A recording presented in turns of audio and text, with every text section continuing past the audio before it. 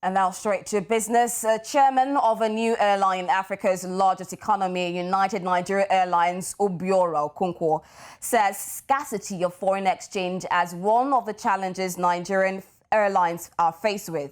Okonkwo lamented how 2 weeks ago the Central Bank of Nigeria, CBN, did not approve the application for US dollars to airlines because of the scarcity of forex.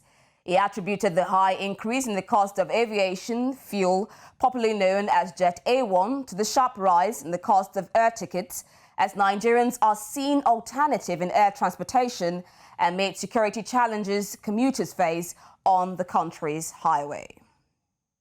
And now joining us live on the news is aviation consultant and CEO, Aviators Africa, Tony Ukachukwu, joins me on the news for more on this.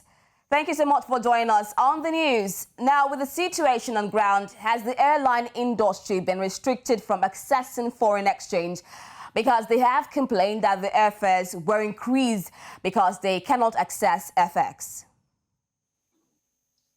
Thank you very much for having me. So it is true that airlines are finding it difficult to access forex, which has caused the increase in airfares. The truth is, the aviation industry is a dollar sector. Most of the activities and operations are dollar-based, from navigational fares to leases to aircraft spares and fuel and all we got. So everything is based on foreign exchange. So the inability to access it is a major problem for their operations. And bear in mind that dollar rates is increasing by the day, and their operations. The only thing that airlines do that is naira denominated is sale of tickets. Every other thing is in dollars. So when they have naira and they want to access forex, it's even more difficult with the growing rates of dollar, these days. So it is actually impeding on their operations, which is very, very there, and it's going to stifle operations in the future. Okay, now, apart from fuel and spare parts, does the airlines use these foreign currencies for other items?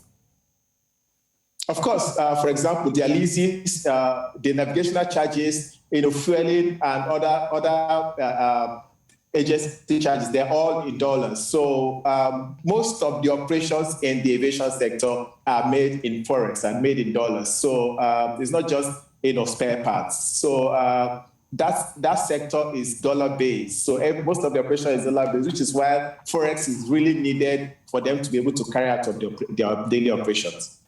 Okay, let's look at this now. Nigeria has bilateral agreements with many nations. Why don't we have Boeing or Airbus or Aeroflot come and build spare parts, assembling parts here in Nigeria, or a sort of service station?